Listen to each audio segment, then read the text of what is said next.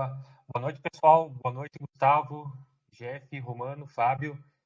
Obrigado aí por estarem com a gente hoje nessa live, na sexta-feira. Hoje a gente não vai comentar sobre o mercado que ocorreu no dia, porque a gente vai direto para o nosso bate-papo aí com o Gustavo.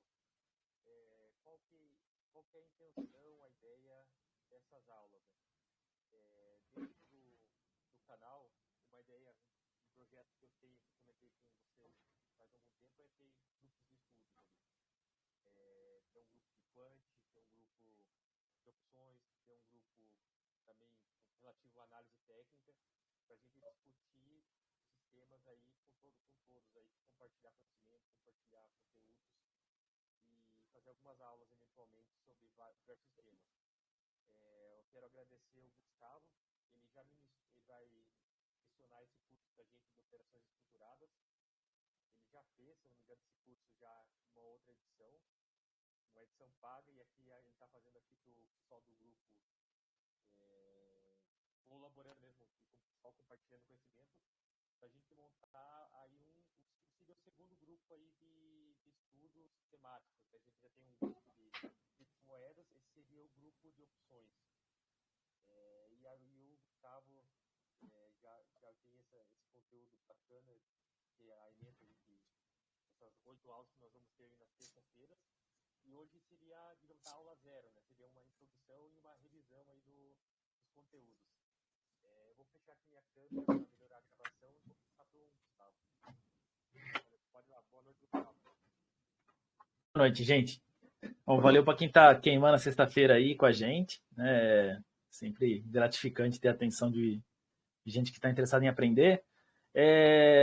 Bom, só rapidão, fazendo uma apresentação. Eu sou Gustavo Papete, sou analista CNPI, sou formado em física, comecei o mestrado em física, não terminei, e vim para o mercado financeiro por necessidade mesmo, né? Vamos falar assim, não foi muito planejado, foi acontecendo de forma forçada.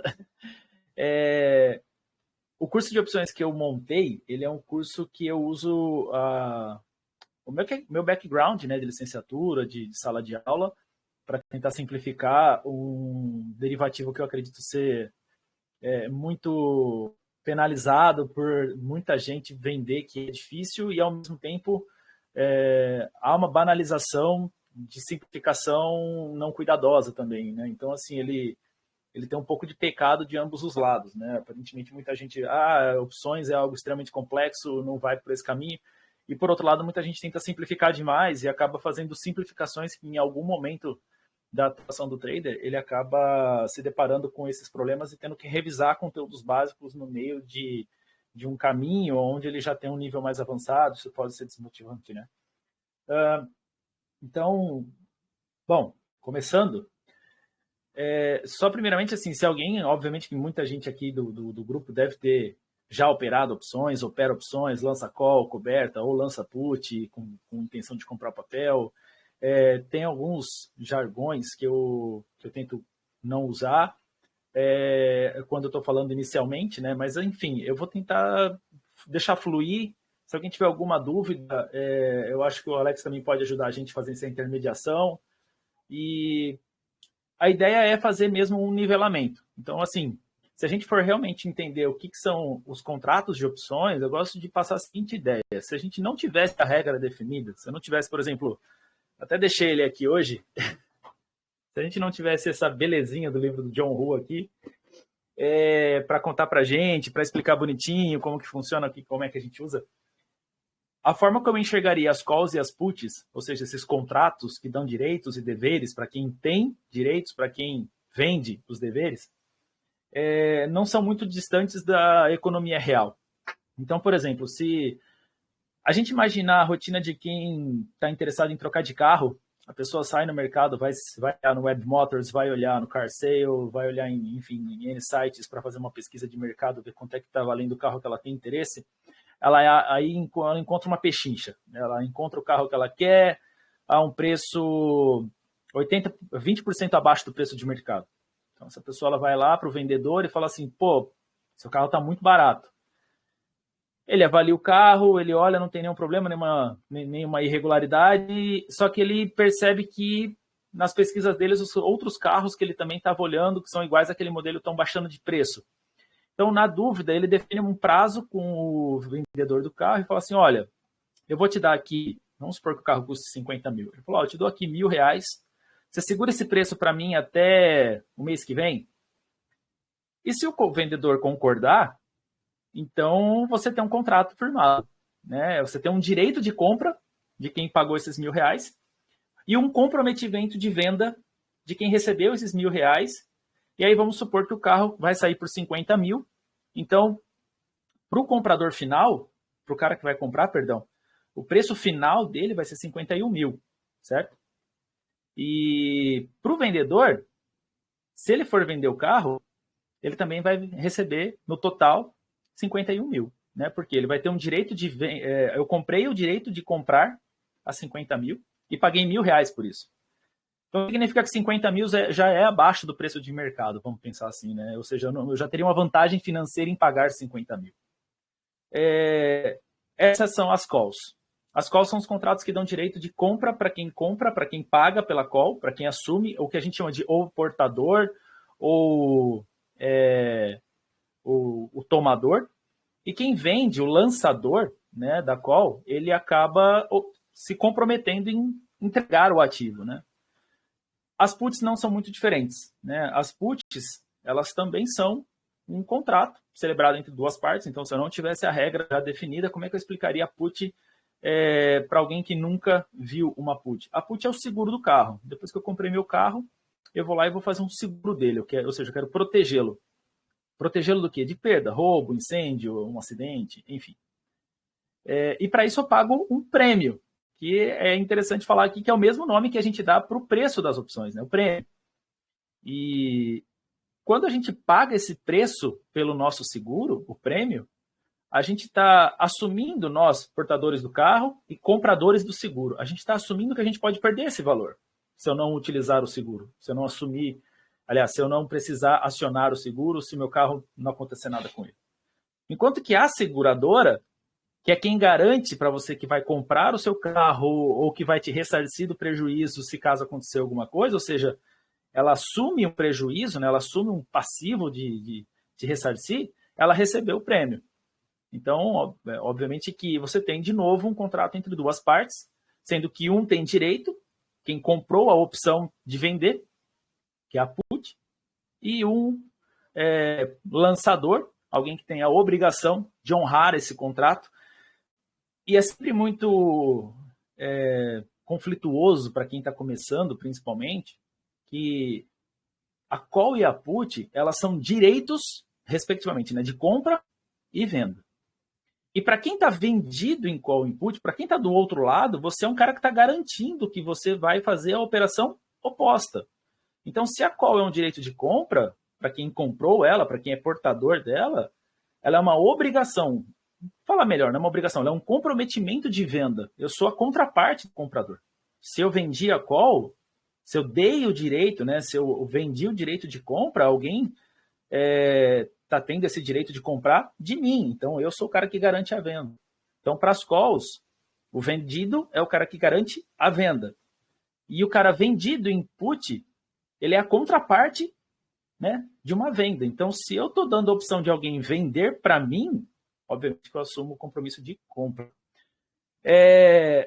Outros detalhes que eu acabei, acho que falando mais da metade aqui da aula da revisão, já só nesse tópico aí, porque é simples, né? O que torna mais simples do que essa conversa é o hábito, né? A gente vai ter o hábito de usar isso, a gente vai criar o hábito, a gente vai criar a rotina, a gente vai falar bastante sobre isso. Então, esse vocabulário ele vai entrar, mesmo que por osmose, se a gente tiver um grupo de estudos, ele vai acabar entrando na nossa cabeça por osmose.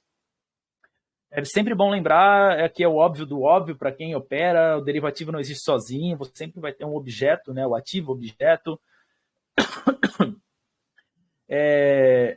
Não são só as opções, todo derivativo tem um vencimento, né? Então todo derivativo tem uma data limite de vencimento, é a data de liquidação. Pode ser, no caso de algumas commodities, a data de entrega, mas a maioria esmagadora dos ativos derivativos são hoje por liquidação financeira. aqui é importante, isso no Brasil faz muita diferença, é muito importante mesmo, a distinção entre os tipos de exercício no vencimento. Ou seja, né, os tipos de regra quanto ao exercício das opções. O que é o exercício das opções? Poxa, eu comprei uma call ou uma put e lá no dia do vencimento, já que ela é um derivativo, ela vence um dia, eu tenho uma vantagem financeira com aquela opção que eu comprei, seja ela uma call ou uma put, ou seja, ela me dá uma vantagem. Quando a gente exerce essa vantagem, né, a gente exerce a opção. E aí eu tenho dois tipos de regra para esses contratos, né, para as opções. A gente tem o do tipo americana, que é aquela que ela me dá direito de exercício até no vencimento. Então, eu vou dar um exemplo prático aqui, né? Eu vou poder falar disso mais para frente também, mas enfim, só para facilitar. Comprei uma call, ela me dá um direito de compra de um ativo a R$10. Chegou, eu paguei 20 centavos. Então, meu custo final vai ser R$10,20. Chegou no final do contrato, no dia do vencimento, o ativo objeto, a ação, está R$12. Poxa, eu tenho direito de comprar 10 mais 20 centavos que eu paguei, vai sair para mim 10,20, um negócio que está valendo 12. Pô, puta vantagem. Só que se for uma opção do tipo americana, se eu comprei hoje e amanhã está R$12, por algum motivo, vamos supor que a empresa ela era, sei lá, empresa que custa R$10, não lembro agora de cabeça, mas enfim, ela conseguiu resolver o problema da guerra, acabou com a guerra, então amanhã elas 20% mais cara. Se ela é do tipo americano, eu posso fazer esse exercício amanhã, eu tenho o direito pelo contrato, pelo tipo de opção, ser americano, eu tenho o direito de fazer esse exercício amanhã. Se for do tipo europeia, ela não me dá esse direito, eu só posso exercer essa vantagem financeira no dia do vencimento. Então, a gente tem no Brasil esses dois tipos, né, de opções, as opções americanas e as opções do tipo europeia. Por curiosidade, se alguém já leu aqui no John Hu ou em alguma outra bibliografia de opções, existe também as do tipo asiática, que é muito complexo, porque o preço de exercício é baseado nos últimos dias do contrato, né, no preço dos últimos dias do contrato. Então, eu confesso que eu não tenho habilidade com isso, porque eu nunca usei, só vi exemplos teóricos, então aqui no Brasil não tem. Outro ponto interessante também é que no Brasil, as puts, por uma questão de segurança de mercado, em sua esmagadora maioria são europeias. Porque muita gente lança put, né, ou seja, vende put, porque normalmente elas têm uma volatilidade um pouquinho maior, isso é um tema para a gente falar quando a gente já tiver a par de volatilidade, de valor extrínseco e tudo. Elas têm um prêmiozinho a mais de risco e, consequentemente, elas custam um pouquinho mais caro. Então, quando você lança put, o potencial de lucro, né, de rentabilidade, ele é maior do que você lançar call. Sem contar que lançar call também é um risco muito grande. E, consequentemente, no Brasil, você tem um número muito maior de puts europeias do que americanas. Em algumas ações, só existe put do tipo europeu, porque assim a corretora garante que não existe o risco de exercício prematuro. Um outro ponto importante também é assim, ninguém exerce opções, pessoa física não exerce opções. Institucional exerce porque ele é institucional, ele tem motivos para isso.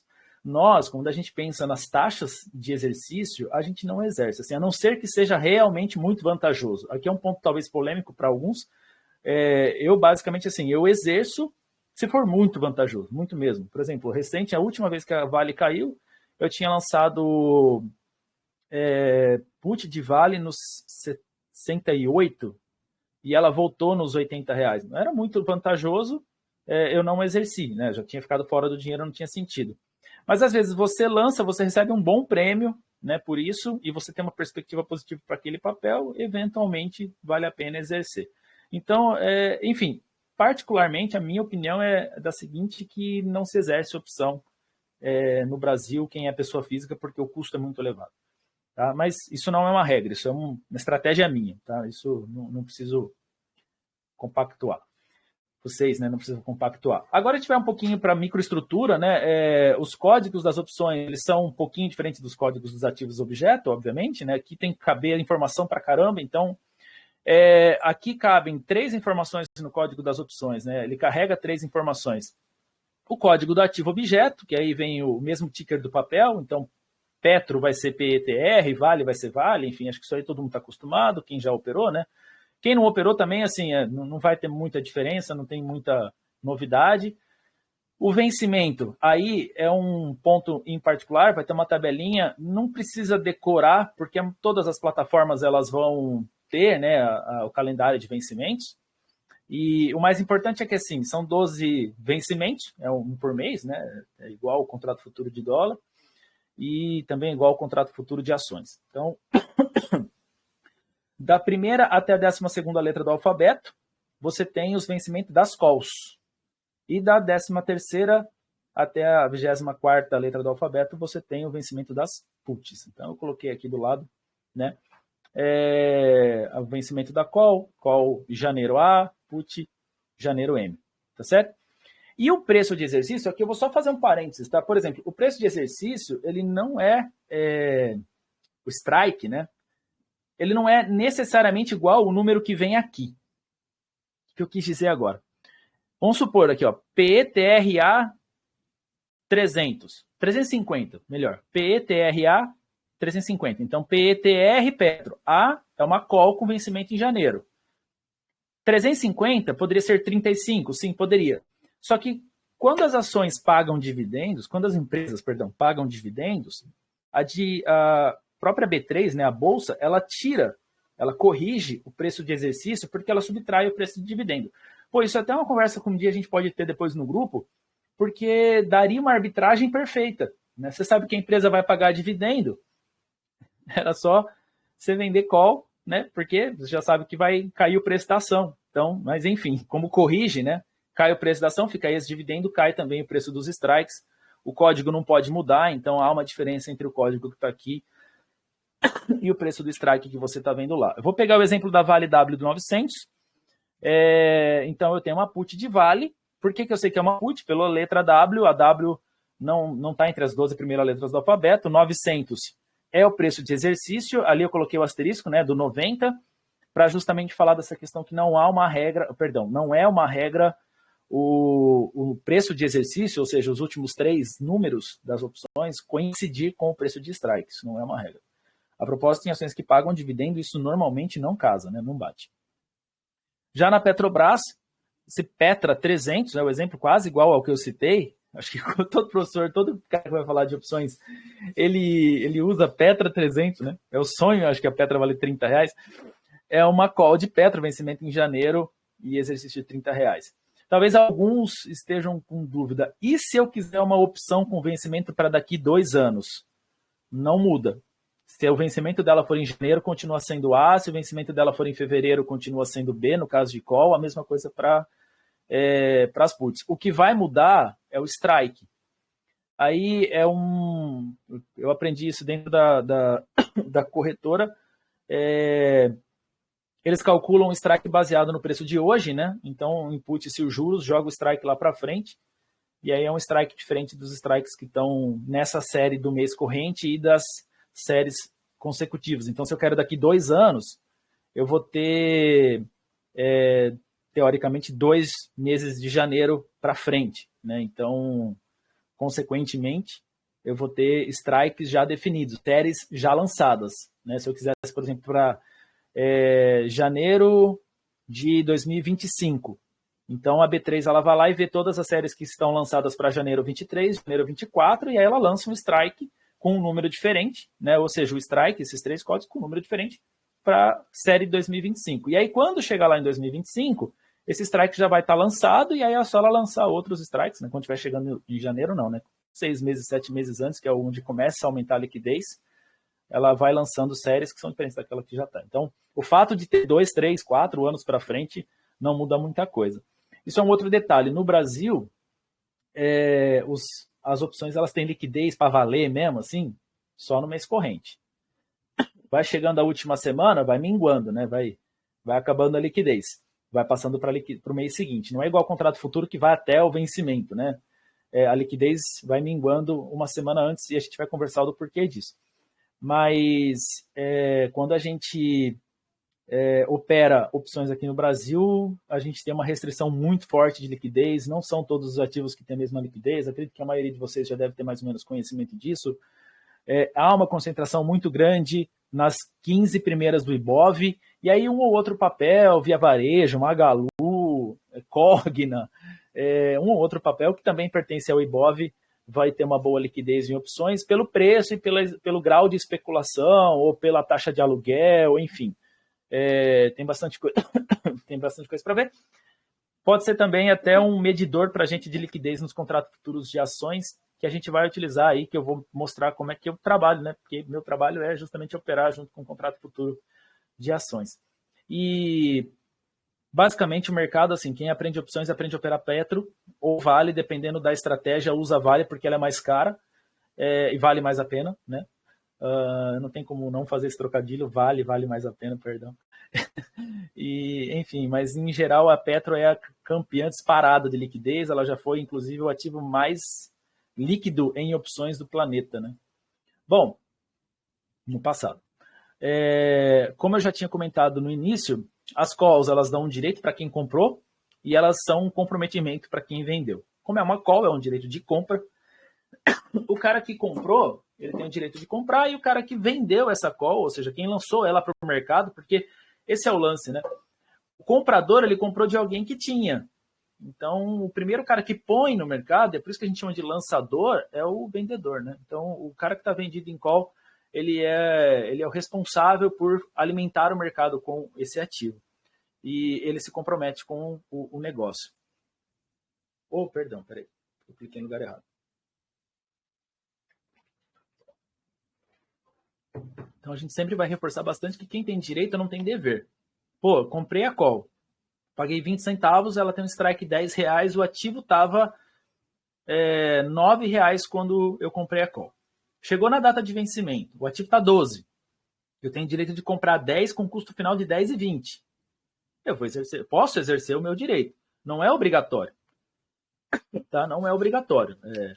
Eu posso simplesmente, faltando alguns dias para o exercício, eu vendo essa call e ponho o lucro no bolso. Tá? Por que não é interessante exercer o direito? A gente vai perceber que, primeiro, o mercado fica muito diferente no dia de vencimento de opções. Eu acho que a maioria de vocês já deve ter percebido isso, quem opera índice, né? Quem opera equities conhece que, cara, vencimento de opções o mercado fica meio diferente. E existe, dos 5 fatores de preço, a gente tem gama que na data do vencimento ele vira uma bomba, né? Assim, se a ação muda de preço, enfim, essa grega, né, esse fator de precificação, ele tem uma influência muito forte no preço da opção, né, no prêmio da opção. Então, a gente evita passar calor, a gente evita jogar o dinheiro de volta na mesa, vendendo, né, ou melhor, se desfazendo da opção muito próxima do vencimento. Já o vendedor, então, ele sim, ele estabelece, ele, né, se compromete dentro desse contrato que foi estabelecido. Então, se o cara tiver à vontade, para o vendedor só resta vender, né? Só resta honrar o compromisso que ele assumiu. Eu trouxe aqui um exemplo, gente, pelo amor de Deus, tá? É tosco, mas é bem esclarecedor. Tá aí, né? O João e a Maria, como sempre, em todos os exemplos da vida. A empresa é GVPA, não é porque é Gustavo Venâncio Papete, mas enfim, GVPA 4, o valor dela hoje, dia 29 de abril, R$30. Eu fui lá e comprei uma opção, né? Para o João é bom comprar agora, né? Porque para ele acredita que as ações da empresa vão subir. A Maria já está comprada desde os R$3, para ela já não quer mais saber disso aí, ela acha que para ela está muito bom, ou ela acredita numa potencial desvalorização do papel no curto prazo e ela não quer mais. Bom, nasceu a intenção do negócio. O João aceita pagar no máximo 32, o papel está valendo 30, então ele acha que, obviamente, que vai subir acima dos 32, e a Maria já aceita vender no mínimo por 32. Então é interessante isso, né? O cara que lança a call, ele define um preço mínimo de venda. Ou seja, se passar dos 32, ele está feliz, teoricamente, né? Finanças comportamentais. Passou dos 32, o cara já está mais...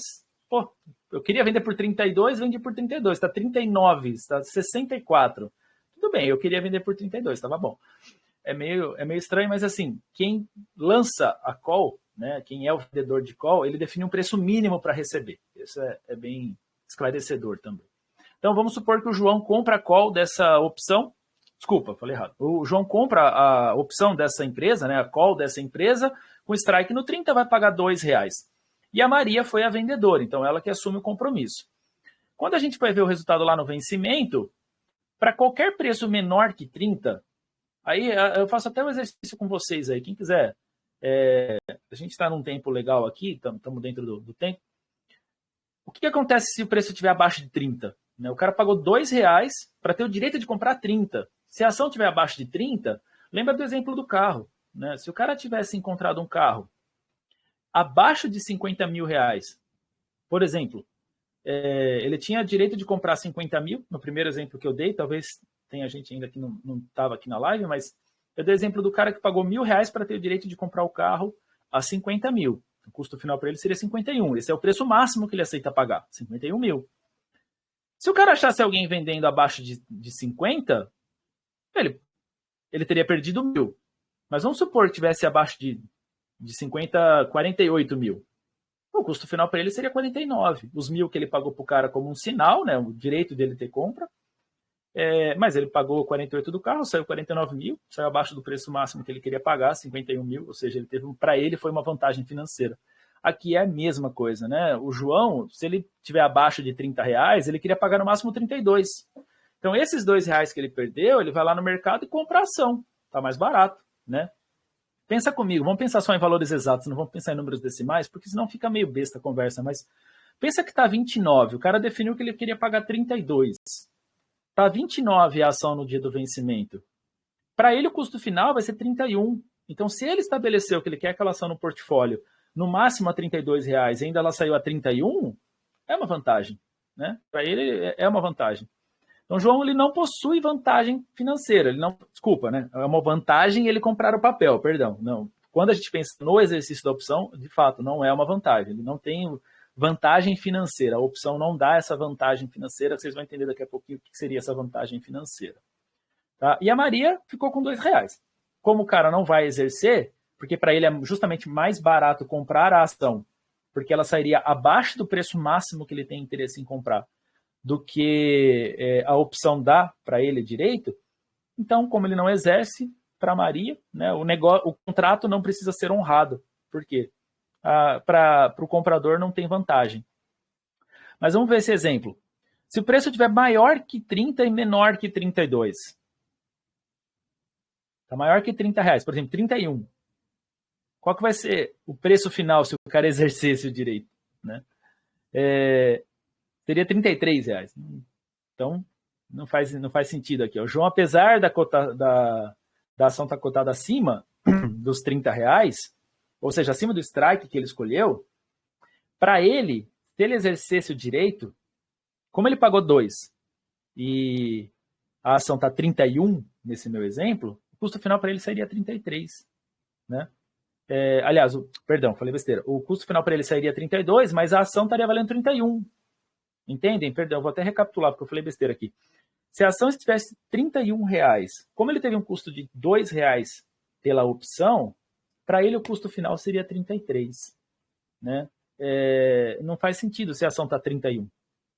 Então ele pagaria R$31 na ação e perderia a opção dele, viraria pó. Né? Nesse caso, a Maria também fica com os R$2 porque o cara não exerceu o direito. Quando que se exerce o direito?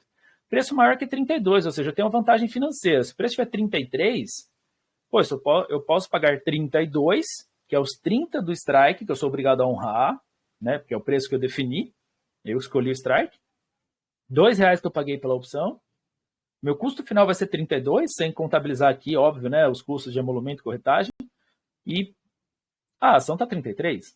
Então eu tenho uma vantagem de exercer. Nesse caso, há uma vantagem de exercer. E aí o que acontece? Para a Maria, ela não teve perda. Por quê? Ela entrega a ação a 30, poxa, mas estava 33. Então, ela entrega a 30, mas ela recebeu 32 no final. Então não está tão ruim assim. Né? Esse é o contexto da call. Tá?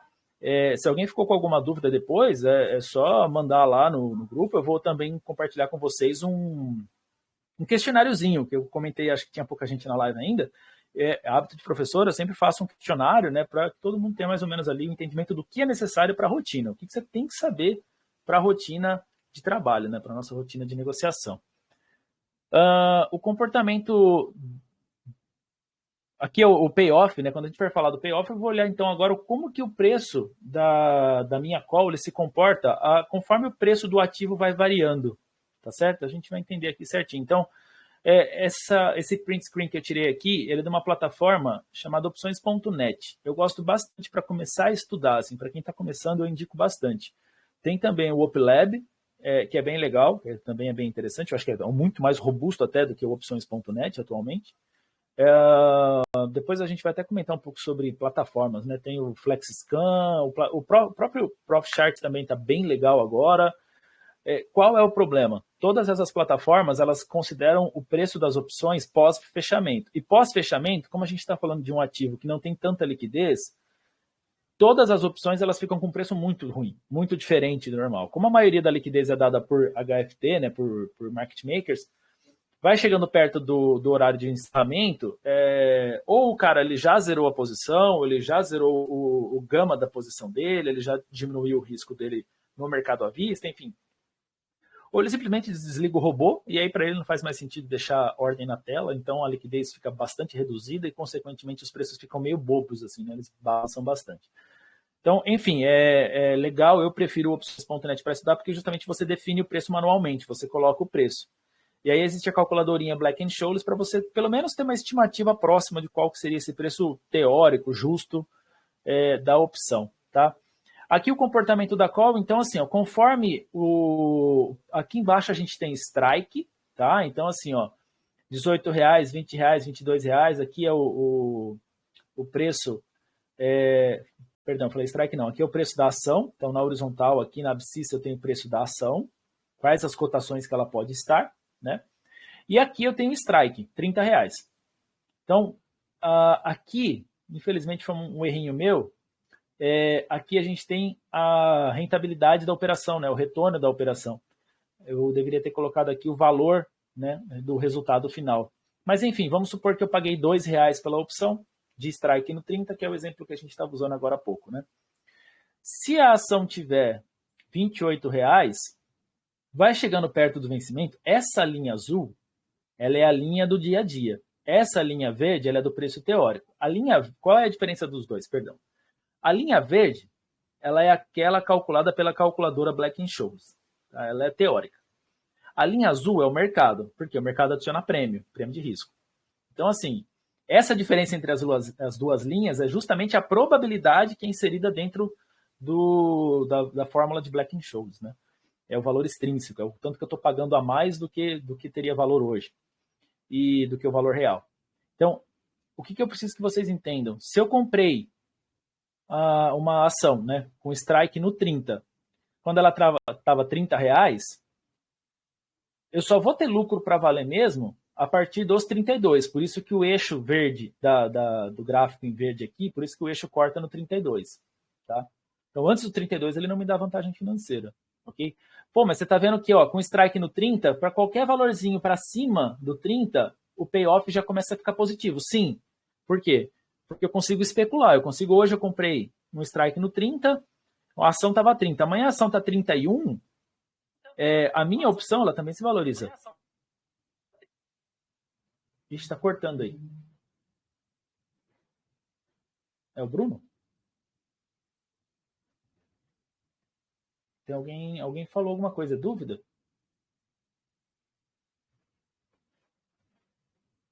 Alô? Eu acho que foi sem querer ali. Pode continuar. Tá, beleza, então. Então, assim, se eu comprar uma call hoje, com o papel a R$30, amanhã o papel está 31, a minha call também se valoriza, certo? E, enfim, é que essa linha azul, conforme o tempo vai passando, se o papel não mudar de preço, ela vai colando na linha verde, ela vai baixando aqui, ou seja, o prêmio de risco vai diminuindo. A gente vai falar bastante disso, a gente vai precificar isso, vai ser bem interessante. O risco máximo da operação é bem óbvio, né, gente? É o que eu paguei pela opção, vezes o número de opções que eu comprei. Aqui é importante entender o seguinte, por exemplo, ETF, BOVA11, é unitário. Para começar a aprender, cara, não tem ativo melhor, principalmente para quem já opera mini índice. Você vai olhar a cotação do mini índice, você vai ver que o BOVA ele vai operar igual, né? Ele vai operar simétrico, né? Porque os dois são baseados no mesmo ativo final. Só que a opção de BOVA ela é unitária. Então, assim, primeiro, você, fiz uma cagada, lancei call e o IBOV subiu 10%. Cara, você vai perder R$10. Porque você vendeu uma call de BOVA e ela subiu 10%. Só que o BOVA custa hoje, acho que 98, sei lá, 90 e 100 e alguma coisa, vai perder R$10.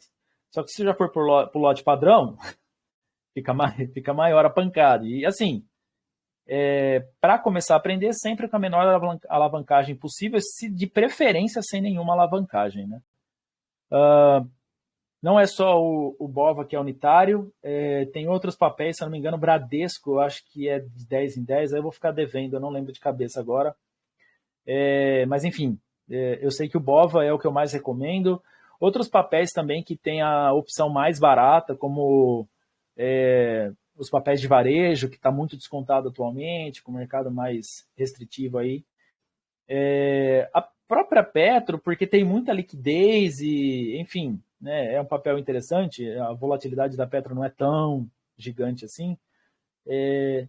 Eu particularmente recomendo sempre começar pelo BOVA pelo fato dele ser unitário e porque eu sei que a maioria das pessoas já teve algum tipo de contato com o mini índice, né? Seu risco máximo é perder tudo o quê? Tudo que você colocou no game, né? Então, o preço que você pagou na opção vezes o número de opções é o seu 100%, é o máximo que você pode perder, não tem como perder além disso, tá? Seu break-even é o preço do strike. Aqui, deixa eu só fazer a observação de novo. Seu break-even, né, ou seja, o seu 0 a 0, na minha fala agora, é para quem está posicionado para o exercício, para quem quer exercer, tá? Eu sei que eu falei que não se exerce, pessoa física não deve exercer, mas é mais pensando na questão da teoria mesmo aqui, tá? Assim, o seu break-even é o quê? É o seu preço final. Então, se eu comprei no Strike 30, paguei R$2, meu custo final é 32. Então, meu break-even é 32. Essa opção só vai ter sentido para mim se a ação estiver acima dos R$32. O comportamento do preço da posição vendida em call, né, ele tem um risco infinito. Vocês vão ver agora.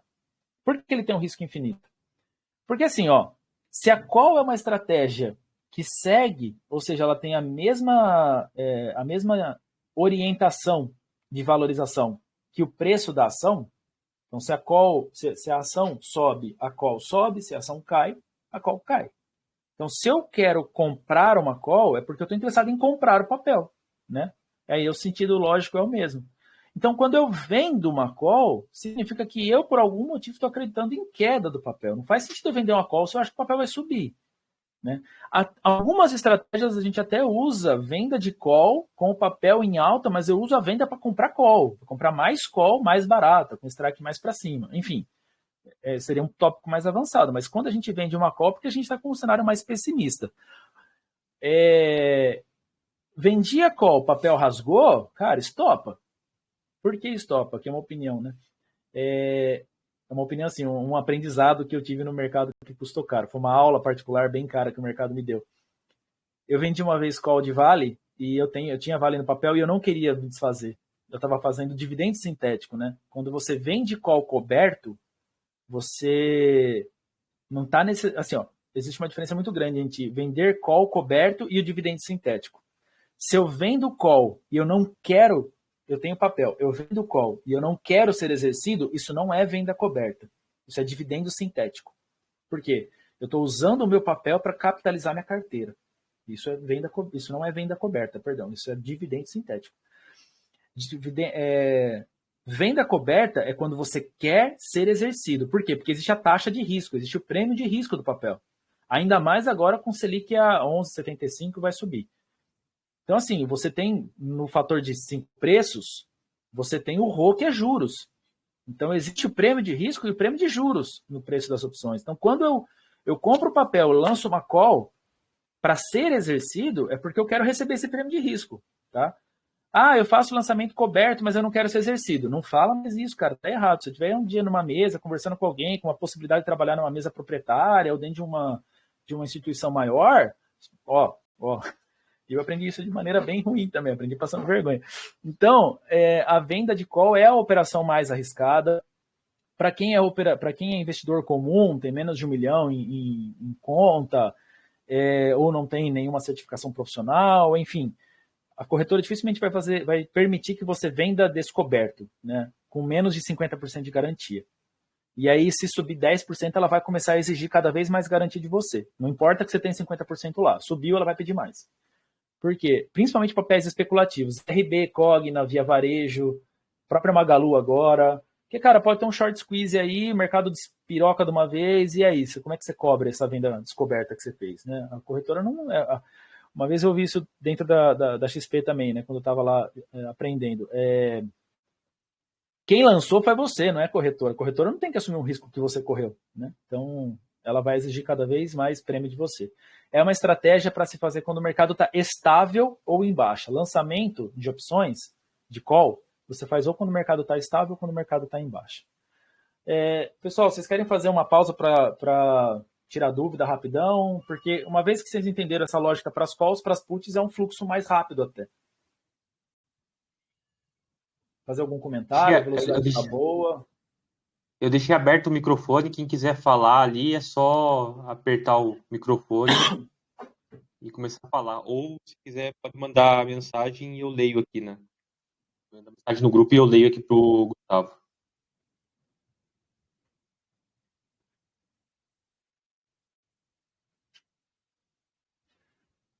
Quando a gente fala em risco infinito, é porque assim, não é que é infinito, né? É porque não dá para mensurar, porque quanto o papel subir, a call vai acompanhar, né? Até a data do vencimento. Então, não dá para você precificar o risco quando não existe um limite de alta, né? Então, uma estratégia que eu uso hoje, né, depois de ter apanhado algumas vezes, lancei a opção, o papel subiu, passou do meu break-even, stopo e vendo mais caro. Faço bem o raciocínio de institucional mesmo. Continuou subindo, aí eu vou procurar topo. Posso não ter mais lucro na operação. Mas se na minha cabeça, se na minha estratégia era o papel tá caindo e ele continua subindo, eu me permito até 3 erros, né? No terceiro eu falo, bom, errar 3 vezes, errar 2 vezes, aliás, errar 3 vezes é humano, né? Na quarta eu já nem opero. Sem dúvidas, vamos continuar então. Agora falar ali nessa... Opa. Tá me ouvindo?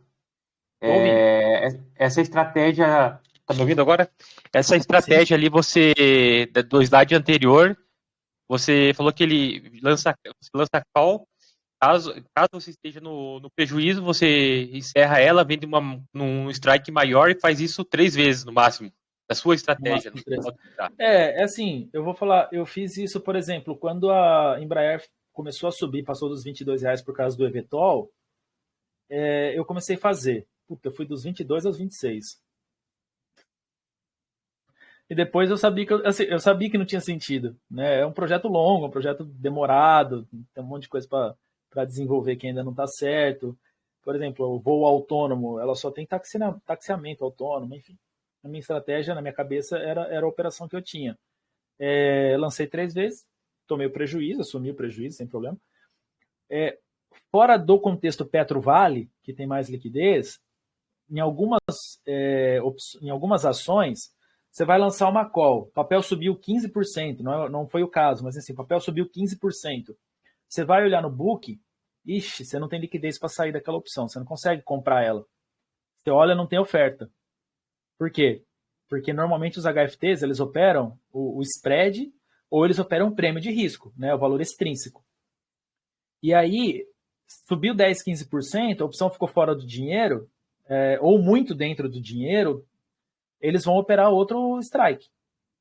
O formador de mercado vai para outro strike, que é o strike do game, né? O strike da incerteza, que é o que tem mais prêmio de risco, que é o no dinheiro, que é aquele que o preço da ação, a gente vai falar daqui a pouco, o preço da ação é igual ao preço do strike, né?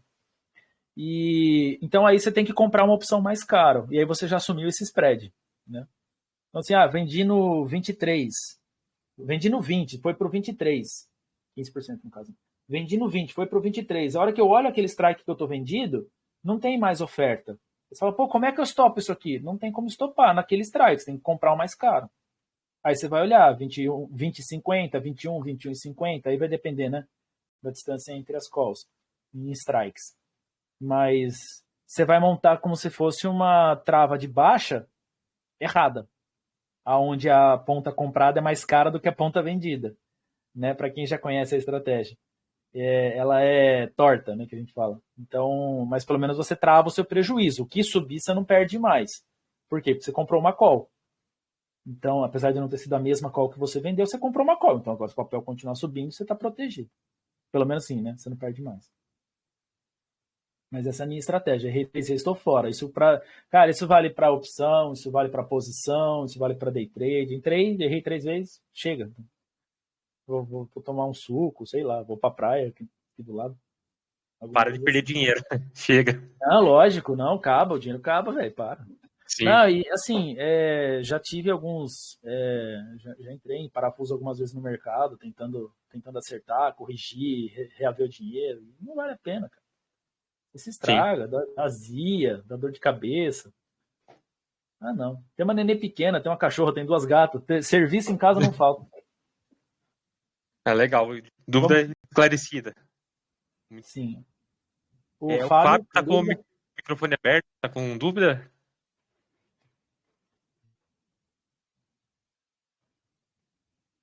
Eu acho que não, acho que ele abriu ali e ficou aberto o microfone dele. Qualquer coisa, Fábio, manda a mensagem ali no grupo ali, eu leio a mensagem, a gente não tá te ouvindo. Aí, pessoal, assim, com relação às puts, a lógica é simetricamente oposta. Adoro usar essa expressão. Por que simetricamente oposta? Quando eu compro uma call, eu estou olhando para o papel e eu estou vendo que a call e o papel, né, a opção de compra e o papel, eles têm movimento simetricamente igual. Assim. Se o papel subiu, a call sobe, o papel caiu, a call vai cair também. Quando a gente pensa numa put, a gente espelha aquele payoff que a gente viu agora há pouco aqui, ó. Você pega esse payoff e gira ele 180 graus. Tá? Ou seja, se o papel cair, a put, que é tua proteção, ela aumenta de valor. Cara, no fundo, quando a gente pensa em seguro, qualquer tipo de seguro, você comprou um carro, cara, fez o seguro, aí você vai ver se ele larga seu carro na rua, larga ele perto de boate que fica a madrugada inteira com gente passando de carro correndo, moto empinando, tiroteio, essas coisas tudo aí, enchente, acontece tudo no mesmo lugar, tudo na mesma rua. O preço do seu carro vai diminuindo cada vez mais. Teoricamente, pensando pelo preço do seu seguro, o prêmio do seu seguro vai se valorizando cada vez mais. Então, assim, quando a gente compra uma proteção, né, contra uma desvalorização de um ativo, a gente está comprando uma put. Agora, você imagina um corretor de seguro chegar para um tiozinho que acabou de comprar uma caminhonete para o trabalho dele e falar, você quer comprar uma put para essa caminhonete? Não tem lógica. Então, por isso chama-se seguro, mas no fundo é uma put, é um direito de venda caso o seu ativo se desvalorize. Né? Seu patrimônio, no caso, não é um ativo, né? É um patrimônio. Quem compra a put? Ele compra de quem vendeu. Então, quem pôs a put no mercado, de novo, é o lançador. Isso tem que se acostumar com o vocabulário. Né? Por quê? Quando a gente for falar sobre mapeamento e sobre o posicionamento dos players em cada um dos strikes, inclusive eu tenho até um algoritmozinho, ainda não está funcionando, mas a gente consegue puxar esses dados da bolsa e aí a gente vai fazendo um mapa, né, onde é que está mudando maior ou onde é que tem um desequilíbrio de forças entre lançadores e tomadores, né, os lançadores e portadores. E isso é interessante porque a opção ela só existe no mercado se alguém vendê-la. Então, o cara mais importante do jogo aqui, do game, é o lançador, é o cara que pôs ela no mercado. Então, a put, quem pôs ela no mercado está sendo a contraparte de alguém que quer vender. A contraparte de quem quer vender é alguém que tem que comprar. Se ela não existia e fui eu que coloquei ela no mercado, eu que tenho que honrar esse negócio, porque a intenção foi minha, eu que coloquei ela lá, eu que disponibilizei, né, essa put.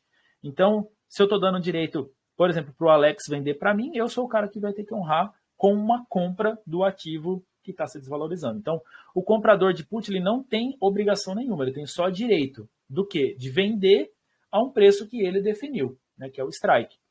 Já o cara que vendeu a put, esse sim, ele assume a contraparte. Ele é o cara que vai comprar, né, o ativo que ele deu o direito de ser vendido para alguém. Né? Ele vendeu esse direito para o ativo ser vendido. Como a gente fala a palavra vender 2 vezes na mesma frase, muito perto, já dá uma confusãozinha na cabeça, mas vocês vão ver que isso aí flui tranquilo.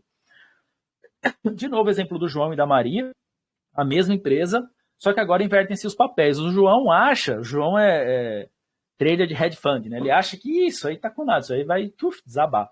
e a Maria vê potencial na empresa. Aí nasceu o mercado, né, cara? Porque você tem duas pessoas que estão com olhares distintos para o mesmo ativo, né? Você tem um que está olhando que acha que vai valorizar. Quantas pessoas não estão comprando em Magalu achando que vai voltar para os R$100, né? Que não entende o que é split, não entende que a Magalu tomou dívida e depois tomou mais uma... Ela vendeu uma debenture, né?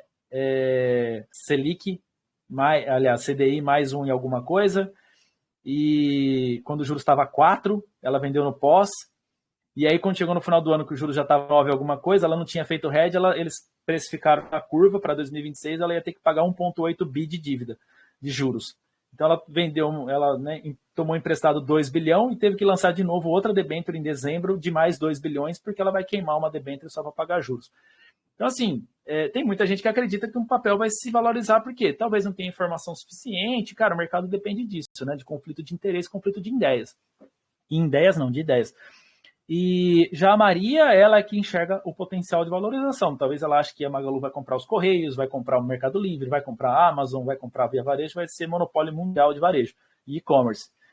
Então, o João aceita vender no mínimo por 28, tá? A ação está 30. O mínimo que ele aceita vender é 28, ou seja, o stop dele seria no 28. E a Maria, ela quer pagar no máximo 28. Ué, por que assim no máximo 28? Se a ação está 30, ela quer pagar no máximo 28. Ou seja, para ela 30 está um pouquinho caro. Qual que é a lógica aqui? O João, se ele vê potencial de desvalorização, aqui não conversei, né, não comentei se ele tem a ação ou não, né, mas ele especula que a ação vai cair. Então ele vai lá e compra uma put, compra um direito de vender a 30 o que ele acha ou o que ele acredita que vai valer menos que 30 no vencimento. Já a Maria, que acha que vai valer mais que 30 no vencimento e ela quer pagar no máximo 28, ela vende a put. Então ele, o João, compra a put e a Maria vende a put para ele, tá certo? Espero que tenha feito sentido. Se não tiver feito sentido, anota no cantinho aí, que essa parte você não entendeu, para depois fazer a pergunta. Vamos ver. No vencimento, preço maior que 30. Preço maior que 30 favorece quem? Favorece Maria, que ela achou que ia valorizar, né? Então, nesse caso, para o João não tem vantagem nenhuma os R$2 que ele pagou na opção. Elas viram pó. Quando a opção não dá exercício lucrativo para o seu portador, ou seja, as opções ficam fora do dinheiro, a gente vai fazer essa classificação daqui a pouquinho, elas viram pó, ou elas micam, né? E aí não tem vantagem para o portador, vai valer 0. Qual é o valor, qual que é o preço de algo que não dá vantagem nenhuma? Pensa dessa forma. Já a Maria recebeu os R$2, né? E, consequentemente, para ela, está no bolso, ela não precisa comprar papel, porque o papel está acima do preço que ela estava disposta a pagar, que é os custo final 28, né? Que é os R$30 de strike, descontado os R$2 que ela já tinha recebido, e, portanto, ela não vai ser exercida. Esse tipo de operação tem um nome. Quando eu vendo uma put e eu não quero ser exercido, né? Tudo bem que Maria aqui não entra no contexto ali, se ela está querendo exercer ou não, mas quando eu vendo uma put e eu não quero ser exercido, isso é um financiamento sintético. Ou seja, eu estou comprando uma ação aos poucos, sem usar o meu dinheiro, usando o dinheiro do mercado. Se eu vendo uma put e eu quero ser exercido, isso é um lançamento coberto de put. Tem uma diferença. Igual para o lançamento coberto de call. Lancei, coberto, eu quero ser exercido. Eu tenho papel, lancei a call, quero ser exercido, lançamento coberto. Tenho papel, lancei a call, não quero ser exercido, dividendo sintético. Não tenho intenção de comprar o papel, mas acho que vai subir. Não tenho dinheiro para comprar a ação, mas eu vou vender eu tenho uma parte do dinheiro para pôr de garantia na corretora. Tem um Tesouro Selic lá, bonitinho. Põe o Tesouro Selic de garantia, vendo uma put, subiu o papel, beleza, vou receber o prêmio e não vou comprar a ação, porque eu não quero comprar a ação. Isso é dividendo sintético. Quero comprar a ação, quero receber dividendos dessa ação, quero ter ela na minha carteira, quero falar para os amigos no churrasco que eu tenho ela é minha. Vendo a put, e se eu for exercido, isso é um lançamento coberto de put. Preço menor que 30, mas maior que 28. Por que o 28? Porque é o strike e a diferença, né? É o preço da put, aí, os R$2. Tá? Então, esse é um valor, esse intervalo entre 30 e 28, ele favorece a Maria e desfavorece o João. Não dá vantagem financeira para o João, porque acima de 28 está acima do preço mínimo que ele quer vender. Então fica mais barato ele vendendo no mercado do que ele... Pensem assim, né? O cara pagou R$2 da put. Ela está 29. Quando ela estava 30, ele pagou R$2, ela está 29. Se ela está 29 e o papel está 29, né? E ele pagou R$2, quer dizer que para ele ainda, as puts dele, antes do vencimento, as puts se valorizaram, porque o papel caiu, então a put valorizou. Antes do vencimento, ele pode vender essa put mais cara, só que daí ele não está mais protegido. Então, cara, tem sempre essa estratégia na cabeça. Se você montou uma estratégia, você tem que ir com ela firme até o fim, ou, né, desmontá-la para montá-la em outro vencimento. Mas, nesse caso, para ele fica mais barato vender a 29 no mercado e perder os R$2. No final das contas, vai acabar saindo, talvez, se ele esperar até o vencimento, para vender na manhã do vencimento, que ainda é possível negociar, vai sair a 27. Né? Lembrando que vencimento de opções acontece toda terça-feira do mês. Né? Falei besteira. Toda sexta-feira do mês. Toda sexta-feira do mês. Toda sexta-feira do mês.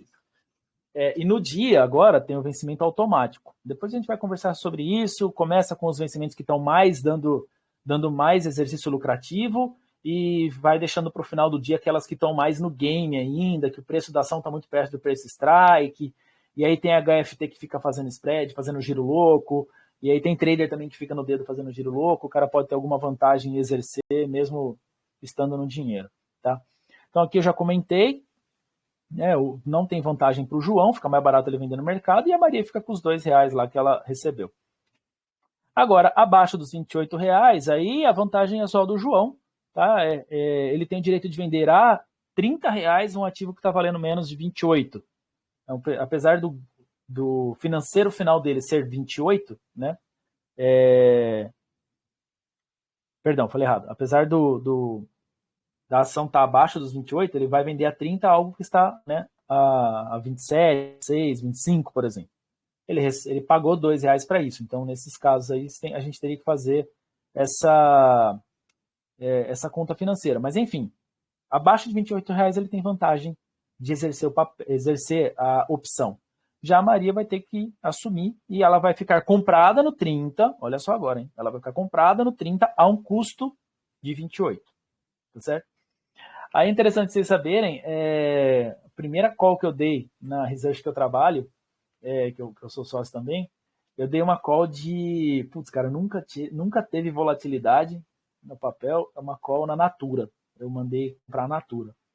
Por quê? Porque a Natura é ESG, né? E, enfim, e ela estava com intenção já tinha pegado o boato, já tinha ouvido a conversa que ela estava com intenção de migrar o capital para a Bolsa de Nova York. Isso, num primeiro momento, dá uma pancada para baixo do papel. Eu achei que ela tinha caído 30%, que já era essa primeira pancada. Dá essa pancada porque tem gestor que não pode operar papel que está fora do Brasil. O cara não opera ações que estão fora do Brasil, ele só pode operar aqui. Se ela tirar o capital daqui, né? Enfim, o cara fica com essa restrição para o fundo dele. Só que lá fora é muito mais líquido, muito mais negócio. O gringo está muito mais preparado e intencionado para o ESG. E aí eu dei o call, só que cagada de iniciante, não sabia que no dia, não tinha prestado atenção que no dia seguinte ia sair relatório trimestral dela, veio já falando um monte de coisa, veio em queda e ela abriu com um gap de 9%, meu stop era 7%, já pulou stop, um monte de cliente ligando, enfim. Alguns clientes fazem esse tipo de operação. Quando a gente recomenda a compra, ele faz compra sintética ou faz venda de put. Quando a gente recomenda a venda, ele compra a put ou faz a venda coberta de call, enfim. Eu guardo sempre essa porque foi a primeira recomendação. A primeira carteira recomendada que eu fiz tinha Natura e alguns clientes venderam put com strike no 34, ela abriu quase a R$30, assim, uma coisa assim, né? quase 10% de baixa. Inclusive é um papel que tem bastante volatilidade. Agora ela está no Ibov, então ela tem até alguma, né, por ter volatilidade também melhora a liquidez em opções, muita gente acaba operando opções, e é um papel com uma volatilidade alta. A volatilidade alta para nós é um baita de um negócio, porque a gente pode ou comprar volatilidade se a gente acha que vai aumentar ainda mais, ou a gente pode vender se a gente acha que tem um cenário que vai favorecer uma estabilização dos preços. Sim, comprar e vender volatilidade. Algumas estruturas, né, de operação, elas são baseadas nisso. Pessoal, o payoff da put, como eu já tinha comentado, é só espelhar na horizontal o da call. Tá? É o contrário mesmo aqui, né? Então a call se valoriza com o papel, a put se valoriza com a desvalorização do papel. Linha verde, preço teórico, linha azul é o prêmio de risco de mercado. É uma estratégia para mercado em baixa, isso está bem claro, né? O break-even é sempre o strike para quem está comprado. O break-even é o strike menos o que eu paguei na opção. Aí esse vai ser o meu saldo. Tá? Aí a partir dali é só lucro. E isso pensando para quem quer exercer, para quem vai carregar até o vencimento. O máximo que eu posso perder, preço que eu paguei, porque eu comprei, né? Então eu não tenho obrigação nenhuma. Então o máximo que eu posso perder é o preço que eu paguei vezes o número de opções que eu estou carregando. É o 100% ali. Já quem está vendido, diferente das calls, o seu risco não é máximo. Porque como você vai assumir comprar o papel, o máximo que o papel pode cair é até 0. Tá certo? Então, seu risco ele vai ser sempre igual ao, vamos falar assim, eu vendi no 30, certo? O meu strike é 30, ou seja, eu vendi a put, né, no 30. O meu strike é 30. O máximo que eu vou ter que pagar dessa opção, dessa ação, é R$30, certo? Esse é o meu preço máximo que eu vou ter que pagar se ela for a 0. Então, o máximo que eu posso perder é o preço da ação no momento, né, o preço do strike, no momento que eu escolhi o strike ali. Por isso que eu até coloquei aqui, ó, o preço do strike, você desconta a opção que você recebeu, né? Então, assim, ó, por exemplo, no caso de lote padrão 100, eu vendi 100 puts de uma opção com strike no 30. Então, assim, 30 menos os dois, vai sobrar 28 vezes 100, 2 pau e 800. É o máximo que eu posso perder. Se a ação fazer o quê? Desvalorizar a 0. Só que aí tem um negócio que você pode fazer que eu aprendi também. Se a ação, você vai lá no site da Ambima e procura, ou na sua corretora, e procura se a empresa tem debênture. Se a empresa lançou debênture, você compra debênture e faz o lançamento de put. A estratégia é para ser para alta, né? Só que, normalmente, quando a empresa vai mal financeiramente, as debêntures elas sobem de preço, né? O prêmio sobe. Então, é uma estratégia contraposta. Não é para agora, estou zoando, nada a ver. Vale quando você pode fazer o seguinte, você compra a debênture, certo? E quando eu invisto em debênture de empresas, eu compro uma debênture e vou lá e compro uma put para o mesmo vencimento. Desde que a put esteja barata, né?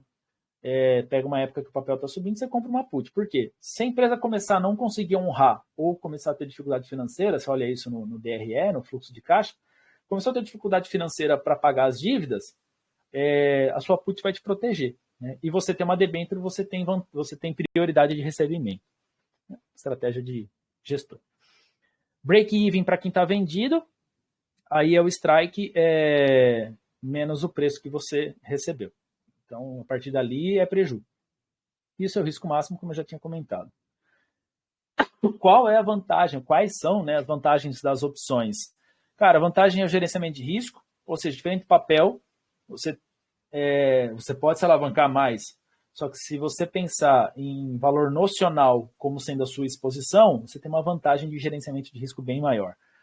Você tem uma quantidade incontável de estratégias. Cara, é quase assim, ó, eu acho que mais liberdade criativa do que as opções dão, só para quem trabalha com publicidade e propaganda mesmo. Hedge, arbitragem, que são as travas.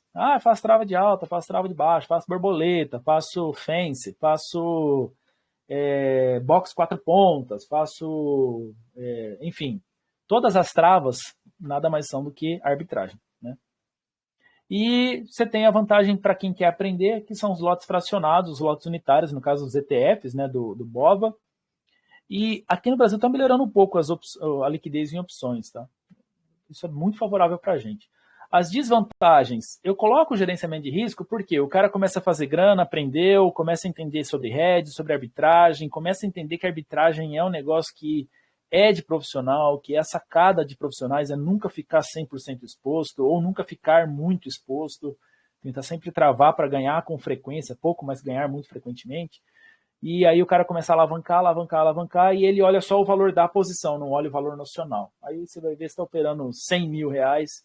Tudo bem que você está operando 100 mil reais de valor nocional, mas com 4 ou 5 mil reais na conta. Aí qualquer oscilação maior, aí você perde tudo numa única operação. Complexidade de precificação, por quê? Você tem 5 fatores de preço, o delta, o gama, o teta, o vega e o rho. né? São as 5 gregas. Cada um deles representa alguma coisa, né? O delta é a variação de preço da própria ação, o gama é a variação do delta em relação, ou seja, é a rapidez com que o preço da ação muda, é como se o delta fosse velocidade e o gama fosse aceleração. O θ é o tempo até o vencimento, o vega é volatilidade e o ρ é a taxa de juros. Então você tem esses 5 fatores de preço. Todos eles são derivadas parciais de alguma coisa. Então, assim, a princípio muita gente fala, puta, mas derivada parcial tudo o Excel vai fazer, obviamente, né? Quando não, a própria plataforma faz. Essa complexidade, ela é só no start, depois ela flui, certo? Os spreads são ruins, essa é uma parte importante. Por exemplo, a primeira operação de compra de volatilidade que eu fiz foi em contrato futuro de dólar. 2 opções de compra, 2 calls de mini dólar, e eu vendi um contrato de mini dólar. Foi uma compra de volatilidade. Eu estava especulando que eu não sabia para onde ia, estava em cima de um preço importante de liquidez, montei a operação, só que eu paguei 10 pontos por cada opção. Então o papel precisou, assim, né? Como o spread que eu paguei foi alto, eu precisei que o dólar tivesse andado bastante para que eu começasse a ter um break-even ali, né? Para que eu chegasse no meu break-even. No caso de Petro, de Vale, isso é um pouco melhor. Nos bancos também. Mas, em geral, quando a gente foge disso, a gente tem spreads bem violentos para negociação. Assim, spreads em ações, às vezes chega a 3%, 4% do valor do papel, né? Então, isso desfavorece bastante as operações. E aí a quantidade de operações é tão grande, né, que a complexidade de escolher qual que é a estratégia para o momento, isso acaba atrapalhando também, é uma desvantagem. Por exemplo, quem vendeu volatilidade com a bolsa com juros muito baixo, cara, deu muito errado. Por quê? Como os juros é baixo, a volatilidade dos papéis ela é alta, né? Você tem as empresas, elas estão tomando risco, elas estão tomando financiamento e lança debênture e enfim.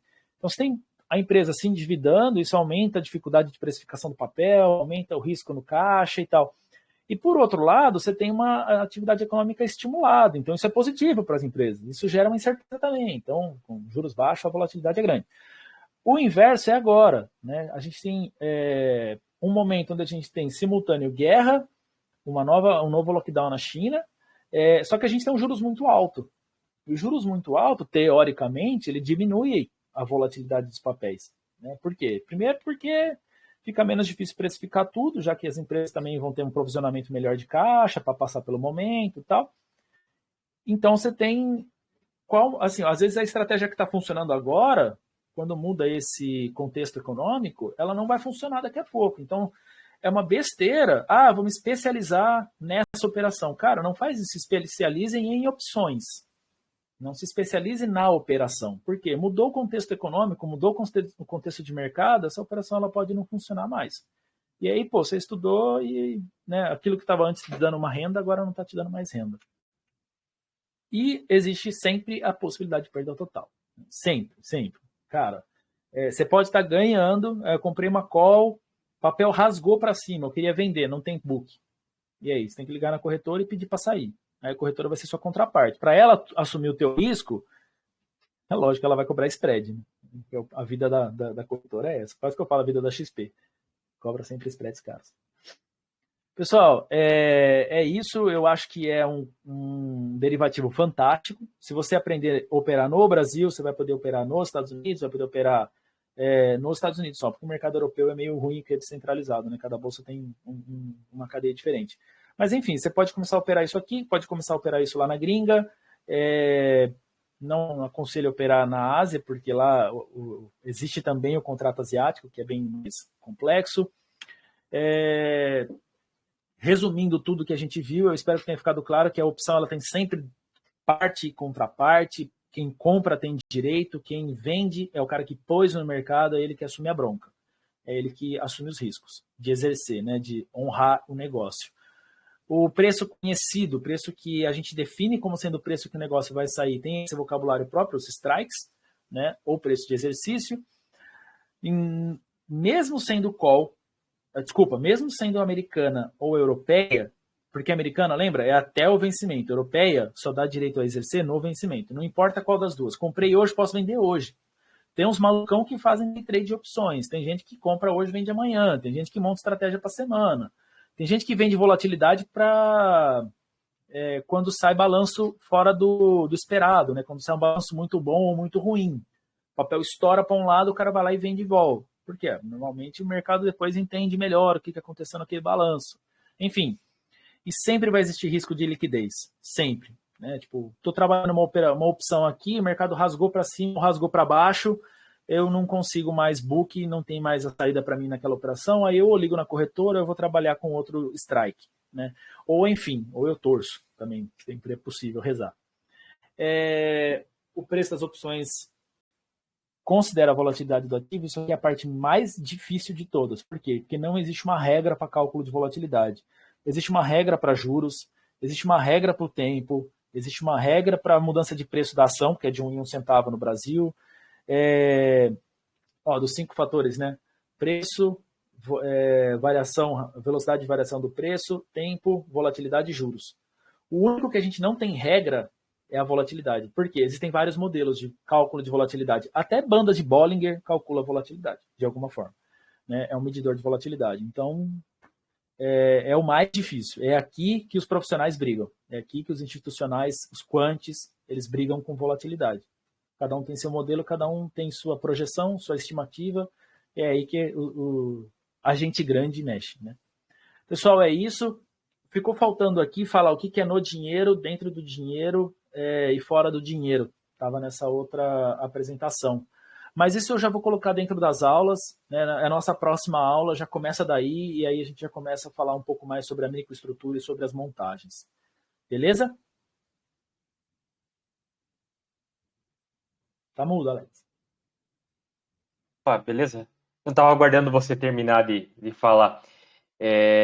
Não, para mim, sensacional a aula, foi muito boa a revisão, até aprendi, eu estudo opções tem alguns anos já, e mesmo estudando opções, estudando operações, opções, vendo conteúdos aqui e lá fora, eu aprendi coisas novas nessa aula que era uma aula de revisão. Então, para mim, já valeu a noite. Quero agradecer aí a todo mundo que estava aí presente e quero perguntar se alguém tem alguma dúvida aí para a gente esclarecer nesses minutinhos finais. Dúvidas, agradecimentos, ficou feedbacks.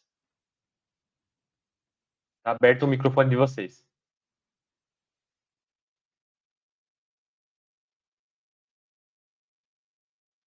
O pessoal estava assistindo a aula tomando uma cervejinha. Eu acho que ninguém tá afim de falar, tá todo mundo tomando uma cerveja já. Bom, se não ficou dúvidas aí, não tem nada para comentar nesse momento, eu peço para o pessoal que vai assistir essa aula gravada para mandar no grupo, lá vou abrir um grupo aí de opções para a gente começar a trabalhar aí os conteúdos, discutir os conteúdos da aula e das aulas posteriores. Se a gente quiser mandar também algum conteúdo extra lá, mandar... eu vi que tinha uma dúvida ali de payoff, eu respondi ali no chat, quiser alguém mandar, fiz meu gráfico de payoff, tá certo, não tá certo, a gente vai conversando lá e esclarecendo as dúvidas. Uma coisa, assim, que foi o que aconteceu comigo, assim, com o estudo de opções, nesse tempo todo. Eu vejo o estudo de opções, assim, como o estudo de uma linguagem nova, tipo, vou aprender inglês, é muito cíclico, você constantemente se volta lá no conceito inicial, no básico, o que é call, o que é put, para entender a noção, quem que é parte, a contraparte, até isso daí fazer sentido na sua cabeça. Num primeiro momento, assim, parece que você não está entendendo nada de opções, o conteúdo é muito complexo, mas tenha paciência, volte na aula, anote, pergunte, porque o conteúdo de opções não é impossível de aprender, né? Todo mundo aí tem capacidade e aqui a gente tem muitas pessoas no grupo que podem ajudar a esclarecer dúvidas e o grupo é isso. Eu finalizo por aqui e deixei a palavra para o Gustavo finalizar. Só fazer uma sugestão, isso aqui é Salvador de Almas, livro do John Hull, Opções, Futuros e Outros Derivativos, nona edição. Não lembro o preço que estava na Amazon, mas estava barato. Se não, não pode comprar agora, que senão eu tô aprendendo, não quero gastar com isso. Cara, tem um PDF, eu sou da seguinte ideia. Já fui muito pirateiro quando era adolescente. Mas baixa o livro, cara. Gostou depois, o negócio te ajudou, te acrescentou alguma coisa, aí você compra, né? Principalmente se for com dinheiro de mercado, fica mais legal ainda. Agradeço muito o tempo de todo mundo, agradeço ao Alex pela oportunidade. Cara, eu sou muito suspeito para falar de opções, eu empolgo, eu sou muito suspeito para falar, porque eu gosto de falar, ainda mais quando é sobre opções, que é um negócio que eu acho muito, muito massa. Para mim, é o lado, quando a gente fala de derivativos, né, em geral, é o lado profissional do mercado, é o lado onde os grandes mexem, né? E a gente vai ver que existem muitas possibilidades, assim, a criatividade é um negócio maluco, inclusive trava para dividendo, vai sair dividendo da Vale, pode ser extraordinário, compra uma call ou compra o papel, né, se quiser realmente receber dividendo, compra o papel, vende contrato futuro de Vale. Só que faz isso perto do dia de pagamento, porque senão você vai ficar pagando, a ação vai subir, ainda mais agora que ela entrou em recompra, a ação vai subir, você vai pagando, né, ajuste, e às vezes você devolve tudo que você ia receber de dividendos, você devolve para pagar ajuste, mas existem muitas estratégias. Então, quando a gente pensa em derivativos, a gente pensa em liberdade, né? Essa é a minha ideia. E as opções, elas são 99% dos derivativos. E, consequentemente, é 99% do nosso pensamento livre, criativo no mercado. E qualquer dúvida que qualquer um possa ter, seja agora ou depois assistindo em vídeo, é só mandar, tem meu contato lá no grupo, pode mandar no privado se tiver vergonha, não tem problema nenhum, estou sempre disposto a ajudar, porque quando a gente ensina, a gente aprende 2 vezes, né? Isso aí, pessoal, obrigado. Obrigado, pessoal, boa noite. Valeu.